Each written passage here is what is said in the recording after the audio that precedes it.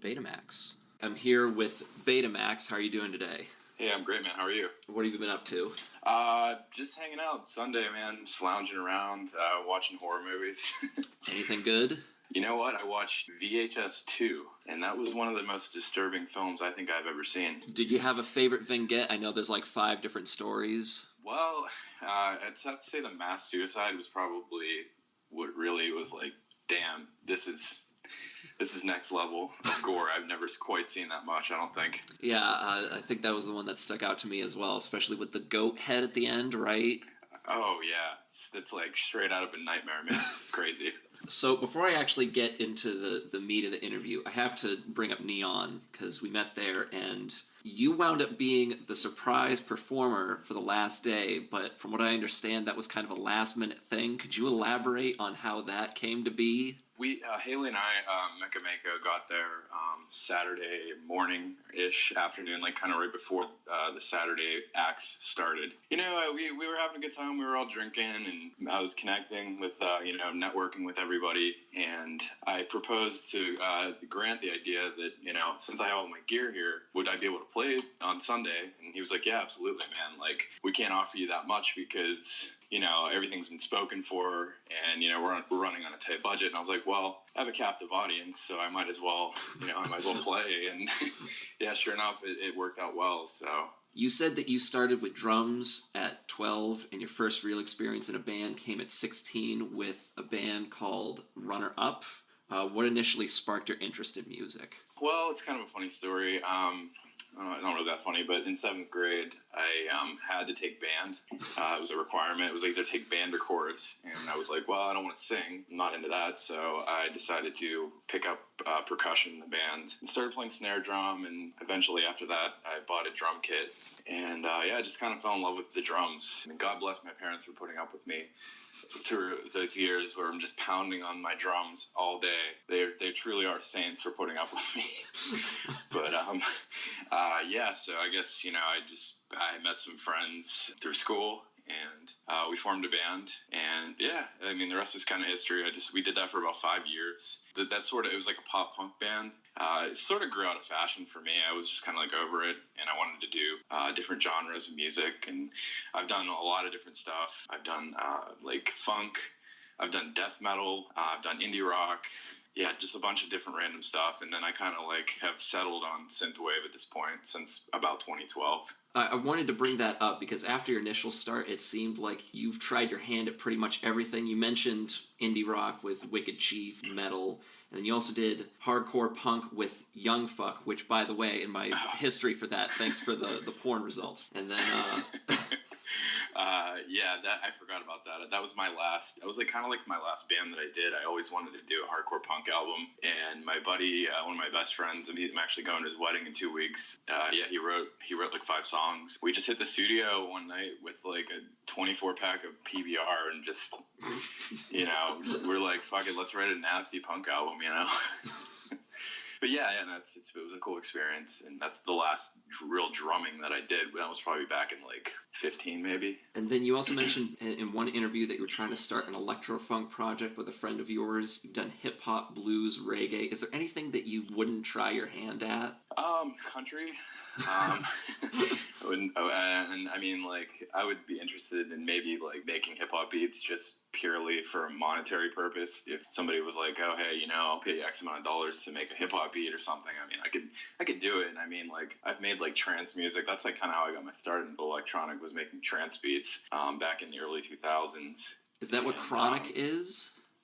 Oh yeah, Chronique. Yeah, Chronique. Yeah, you've done your digging. You've done your investigating.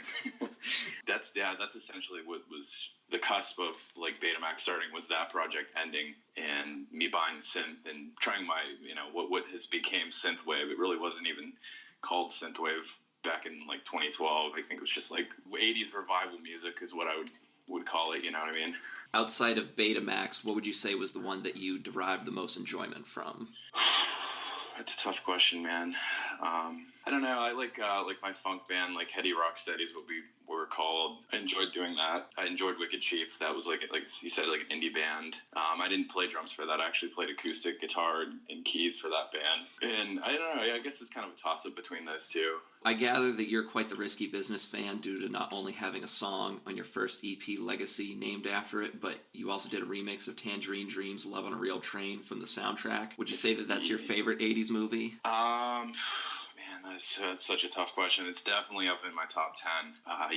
My roommate actually has the Porsche 928, the same one that's it's not the exact movie car, but the same model Porsche. But I was really taken back by Tangerine Dream's themes in that movie. It really, I guess, inspired me early on for some of the music that I made, and that the remix that I did really actually took off. I was really surprised because I kind of threw it together, and it wasn't like I feel like it should be remastered at some point, but it just was kind of like a raw thing that I did, and people liked it. I was surprised.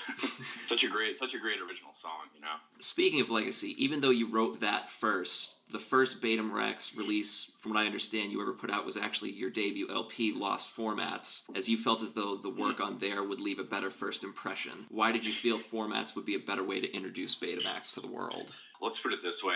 It was kind of, Legacy was put out after it, but the recordings were done before Lost Formats, and I kind of tried to make more of a theme around Lost Formats, and what I mean by that is my use of analog synthesizers. Like, that album is chock full of, like, my Juno 60 and my Juno 106 synthesizers, and Legacy has more of, like, the virtual synths. They're built into the software, which, I mean, they sound cool and everything, but I really wanted, like, an authentic analog 80s sounding record. So that's like, I kind of like predated those and put them out after Lost Formats, if that makes sense, just because I felt that they fit the theme of the record more, the newer recordings rather. But I felt like, Legacy was something to be heard.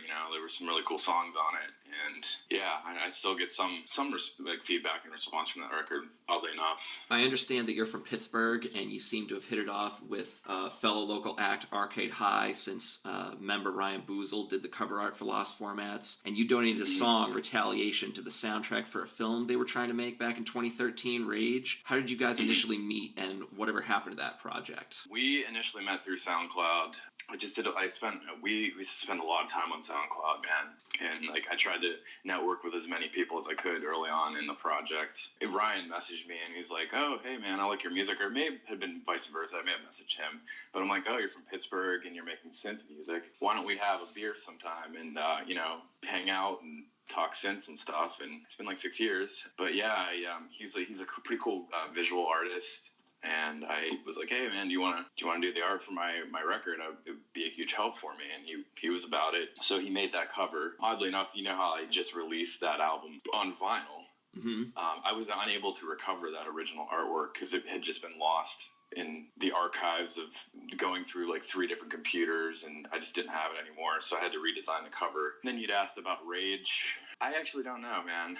That may be something you'd have to ask him. I contributed a track, and I think that was actually for his like final thesis or something for his film school thing. Yeah, I think he did super well on it, but I don't think it ever really accumulated into anything like a full length or anything like that. So. In regards to your second LP, Interface, you said that you feel it could have gone unreleased due to being a bit of a hodgepodge, as you put it. Could you elaborate a bit more on your frustration with that album? Yeah, I mean, I think overall it's a pretty cool record. I think there's a lot of really solid tracks on it. I was just at the time really eager to write material, and I was kind of fighting the battle of quality over quantity, and I felt like some of the material was rushed, and because I got such a good response from the first record, I was like, "Oh, well, let me pump out a second record," And some of the bloggers were like, "Oh, like, I hope he's not another synthwave guy that's going to be putting out like 10 records a year," and I took that to heart, and I was like, "You know what, you're right. I need to sit back and really pick and choose the particular tracks that that are going to go on a full-length album." It's one of those records that I felt like I kind of rushed, and the quality wasn't quite as good as some of the other stuff that I have. So I mean, the album can't be all bad. Didn't I read that Botnet credits the songs Contra in senior year '84 for getting him into the scene? Oh yeah, he's a really good dude, man. Botnet, he had mentioned that those songs really inspired him. And it was crazy, like even like when I first wrote Contra and I posted it on SoundCloud, of all people, Laserhawk liked it, and I was like, how does this dude even know who I am? You know, I was like, that was like a really big boost for me, like, because he was one of my favorites early on, you know, and still is. Plug and Play was meant to be the final release for Betamaxx. Can you remember the exact moment you realized you wanted to retire? And I'm using that term very loosely. Plug and Play was, I guess, new. I think it was New Retrowave, called my swan song. I was just going through a really tough time in life. I just got out of a really long relationship, and I was super depressed, and, you know, I just didn't know what the hell I was doing. Yeah, prematurely announced a retirement, realizing, like, okay, a few months later, I was offered a spot in the Kung Fury soundtrack, and I'm like, okay, well, wait a minute. maybe I just like made a huge mistake here. Yeah, so I reconsidered and started writing more music again, and that eventually led to Archaic Science, which came out in November. In one of the interviews you did before you hung up the hat for a little bit, you said that you considered yourself lucky to have gotten into the scene early and having such a passion to put out music because, according to you, the biggest challenge for synthwave artists is defining yourself in a scene saturated with a bunch of people who all sound the same. 3 years on, from your perspective, do you think this issue is getting better, worse, or staying the same? You know what? I don't listen. It's funny enough. I don't really listen to a lot of other synthwave. Nobody seems to, from what I've heard from everyone. I like a lot of different music, and I do listen to some synthwave for sure. I don't know. Some of the new producers I've heard are actually like powerhouses, man. Their quality. I mean, like the quality that I hear now is just over the top. Shit is just so polished and mastered well and mixed so well. And it's like, that's like kind of one challenge that I have always sort of, you know, had with my music was mixing and mastering. And I kind of just do a lot of it myself. And I'm hearing these new artists, and like their stuff is, I mean, it's really packs a punch, you know. But I will say that quality, overall, like sound quality is just getting way, way better. And then you have like bands like the Midnight and stuff, which are just taking it to a whole nother level. You know what I mean? Mm-hmm. But yeah, I would say I don't know if I'm not sure if people are diversifying themselves per se, but their quality of sound is getting better, I would say. You were originally intended to appear in the ever upcoming documentary Rise of the Synths, but you said back in January you had decided to bow out. Are you allowed to discuss what happened at all? Yeah, I mean, it's I'll keep it brief. I think they bit off more than they could chew as far as the budget goes. I think they did raise quite a bit of money from what I remember. I mean, like probably $50,000 to $100,000. And I think if you're doing like a small synth documentary, I think that would be more than enough money to kind of cover this. And I was kind of told some things that weren't true early on. And I kind of lost trust with those people. I just had to bow out. I didn't want any drama. I didn't want any malice or, you know, bad emails or bad publicity or anything like that. It didn't seem like they had their shit together, and frankly, I didn't want to have my name on it. Yeah, it's unfortunate because it seemed like a really cool idea. I mean, I don't know if you've heard anything of it actually happening or not. I still haven't. My first interview that I did like a year and a half ago, it was upcoming, so I honestly don't know what the deal is with that. Yeah, Mecca Mako, Haley, like her and I are pretty good friends. She was interviewed, and I know Michael from Miami Nights was also interviewed, and I think Laserhawk was as well. So, I mean, the interviews did take place. I haven't heard any news. I guess I don't follow it. I mean, I hope they do release something. You know, that would be cool. In regards to your album Archaic Science, you said somewhere that you were going to refrain from playing many cuts off of it during live shows due to the reception it received. As you said, people didn't really seem to understand it when it came out. What exactly do you mean by that? Because based on the reception I was reading, people seemed to really dig it. I guess I was kind of looking at numbers early on, and I didn't quite hit the mark that I was expecting. And I think it largely had a lot to do with my retirement and stuff, and people kind of tuned the channel off and weren't expecting any music from me. So, you know, I'm sure I lost like quite a bit of followers and things like that. But yeah, and it's gotten good response. And I do actually play one song. Actually, I play two songs from that record live pretty much every show. I guess I sort of changed my mind about that. There's definitely good material that's worth playing live on that record for sure. Is it true that the song off of that record, Black Pantera, is not only an homage to Joe Satriani's song Driving at Night, but acts as a tribute to your father? Yeah, that's true. Aaron Valingo, I've told him to have a tidbit about that song. Yeah, my dad showed me Driving at Night by Joe Satriani, and he was like, my one dream in life is to drive a black Di Tommaso Pantera into the desert with this music blasting. And I was like, that's sweet, like that's Outrun, like that's badass, And so I was kind of inspired. I was like really digging that song and the crazy guitar licks and like the sort of like droning synth and vintage like drum machines and stuff that the song has. And I kind of took my own take on it. Yeah, that's my buddy actually. Mike did the guitar riff for that. I didn't write the guitar part for that. I don't know if most people might not know that, but yeah, that's kind of what happened, and that's one of my favorite songs on the album, actually. On another side note, I saw that you also have another side project, a vaporwave act called Dead Malls. How did that come to fruition, and what's the status on the release of the Department Core EP?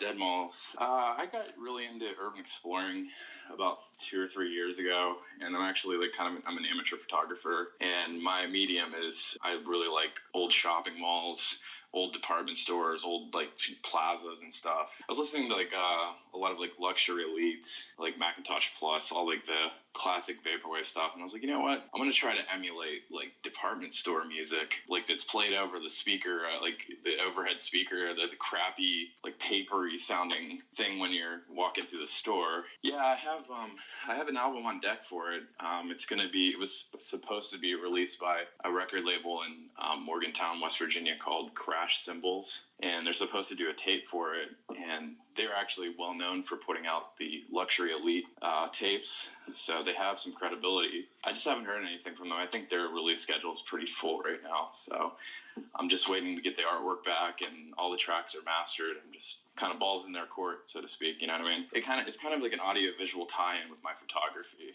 My like side photography can be found at Instagram at Skinny Genes, and that's just like my side hobby that I do when I have free time. I never bring up gear-related questions, but based on the photos I've seen of all your equipment in your house, I'm legitimately surprised your floor hasn't caved in on itself by now. How many synthesizers do you own? I don't know, man. I think I lost track of 10. I stopped counting. And I actually migrated my studio to a new space. It's not at my house anymore. It's at a private garage that my dad and I share. And it's just like there's an office space up there, and I kind of just jammed all my equipment. It's been nice to kind of separate that from home, so I'll like go to the studio on a mission to get something done rather than coming home and I have my cats crawling all over my gear and getting hair all over it and paw prints. And it's just a nice little escape up in my studio there. But if I had to count, I don't know, 10 to 15 maybe. I don't know. Too many. I need to start selling some. Most recently, you penned the song City of Tharsis for the soundtrack to a comic, The Weatherman. What exactly is the process like for composing a song to a comic? Because I've seen a couple of other synthwave artists kind of been doing similar things lately. I talked to Jody. He's one of the creators of the comic. Actually, my friend Makeup, if you're familiar with Makeup and Vanity Set, he actually called me a few weeks ago now and was like, hey, there's this really neat project I think that, I wanted to have you involved in.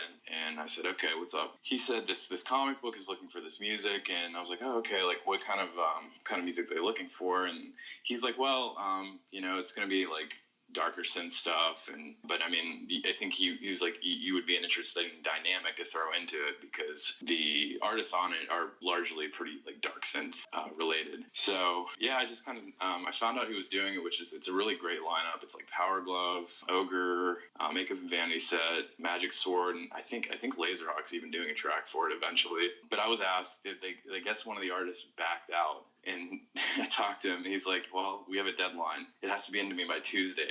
I'm talking to him on Friday. So I wrote this whole song over a weekend, which I used to do that all the time, but not so much anymore. But it worked out. I think it kind of fit the theme of what everybody else was doing. I didn't listen to any of the other tracks. I just kind of wanted to go in with a blank slate. And I read the comic, and it had kind of an ominous, dark feel about it. Like there's a hero, and and there's danger happening. And I don't read a lot of comics. Actually, hardly at all. Not to say that I respect it a lot. It's just not something I'm particularly into, But yeah, I'm happy with what came out. I think. Oh, my cats are fighting.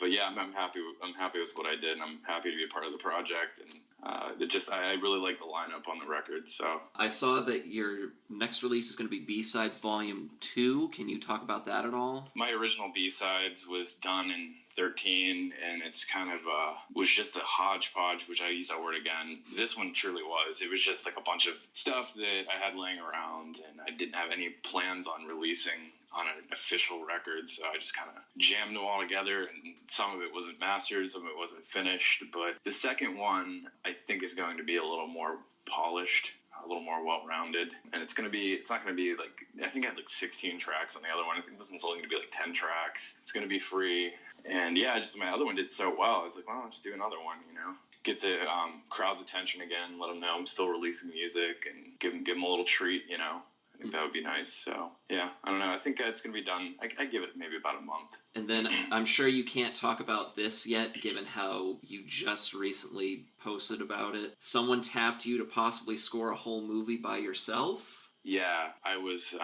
contacted for, I guess it's kind of like a psychological thriller horror type movie. And it's like a 96-minute movie, and they want me to do the entire score. So that's going to be interesting. Because previously, I've never really been commissioned to do this type of work. Usually people will like find an old track and they'll be like, oh, this will fit well.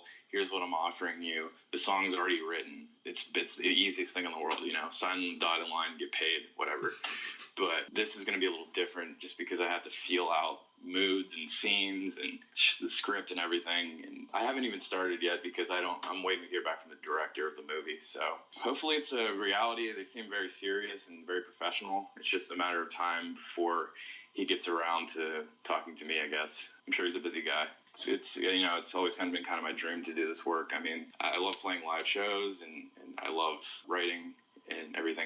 My main thing that I get the most satisfaction of with this project is being able to do scoring stuff. So I'm really happy to be a part of it. Potentially, fingers crossed. So. That does it for me. Anything else you want to add? 2 records that I have for sale. Lost Formats is now available in 2-colored vinyl, green and orange, on Lipstick Crush Records. You can go to lipstickcrush.com and pick those up. And then also, Archaic Science is shipping now from Electronic Purification Records. I don't know their website, but it's just like, I think it's like EPR. If you Google EPR music, and Archaic Science is available on vinyl in clear or black. So check that out. Thank you very much for doing this.